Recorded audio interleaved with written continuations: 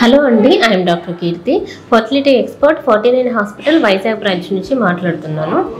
So ఈరోజు మనము thin endometrium అనే టాపిక్ గురించి డిస్కస్ చేసుకుందాము.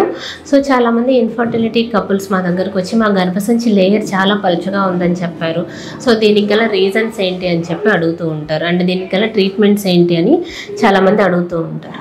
సో ఫస్ట్ ఈ ఎండోమెట్రియం అంటే ఏంటంటే మనకు ఆడవారి యొక్క గర్భాశయంలో 3 లేయర్స్ ఉంటాయి.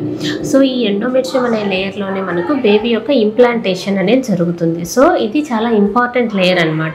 సో ప్రెగ్నెన్సీ రావడానికి ఈ ఎండోమెట్రియల్ లేయర్ అనేది చాలా ఇంపార్టెంట్ థింగ్. సో యూజువల్గా ఏంటంటే మనకి నార్మల్గా చూసినట్లయితే మనకి నార్మల్ ఓవ్యులేషన్లో ఏమవుతుందంటే ఎగ్ సైజ్ పెరిగే కొద్దీ 14th డే అరౌండ్ ఓవ్యులేషన్ ఆ టైంకి ఏమవుతుందంటే గర్భసంచిలో లేయర్ కూడా యూజువల్గా పెరగాలి. సో ఈ విధంగా 2 సింక్రోనీ ఉంటుందన్నమాట. అంటే ఎగ్ నార్మల్గా పెరుగుతుంది, ఎగ్ పెరిగే దాంతోపాటు ఈ గర్భసంచిలో లేయర్ కూడా పెరగాలి.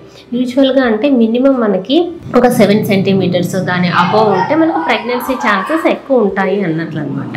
సో ఈ విధంగా నార్మల్గా పెరుగుతుంది, అంటే ఎగ్ నుంచి రిలీజ్ అయ్యే హార్మోన్స్ ద్వారా మనకి ఆ గర్భసంచి లేయర్ అనేది నార్మల్గా పెరగాలి.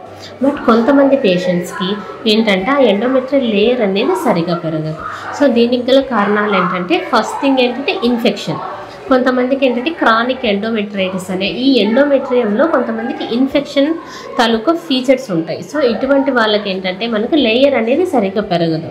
సో మనకి ఎగ్ పెరుగుతూనే ఉంటుంది, కొంతమందికి కరెక్ట్గా అంటే డే 14 ఆ టైంకి వచ్చేసరికి ఎగ్ అనేది కరెక్ట్గానే పెరుగుతూ ఉంటుంది. బట్ దానికి కోరిలేషన్గా గర్భసంచిలో ప్రీవియస్ ఇన్ఫెక్షన్స్ వల్ల ఏమవుతుందంటే లేయర్ అనేది సరిగా పెరగకపోవడం, ఇటువంటి ప్రాబ్లమ్స్ ఉంటాయి. దెన్ ఇంకొంతమందికి ఏంటంటే ఎండోమెట్రియోసిస్ అంటారు. సో ఈ ఎండోమెట్రియోసిస్ ప్రాబ్లంలో కూడా గర్భసంచి సరిగ్గా పెరగదు. దెన్ కొంతమందికి ఏంటంటే ఈ ఫైబ్రాయిడ్స్ గడ్డలు అంటుంటారు గర్భసంచిలో, ఇటువంటి ప్రాబ్లమ్స్ ఉండే వాళ్ళలో కూడా గర్భసంచిలో లేయర్ అనేది అది ఆ ఫైబ్రాయిడ్స్ మూలంగా ఏంటంటే సరిగా పెరగకపోవడము. అండ్ గర్భసంచిలో వాపు అడినోమయోసిస్ అంటారు. సో ఈ విధంగా గర్భసంచిలో ఉండే వేరే వేరే ప్రాబ్లమ్స్ వల్ల ఆ లేయర్ అనేది కరెక్ట్గా పెరగదు. సో ఆ లేయర్ కరెక్ట్గా పెరగకపోతే మనకి ఏమవుతుందంటే మనకి బేబీ యొక్క ఇంప్లాంటేషన్ అంటే ఎంబ్రియో వచ్చి అతుక్కునే ప్రాబ్లమ్స్, ఇటువంటి ప్రాబ్లమ్స్ అన్నీ మనకి అరైజ్ అవుతాయి.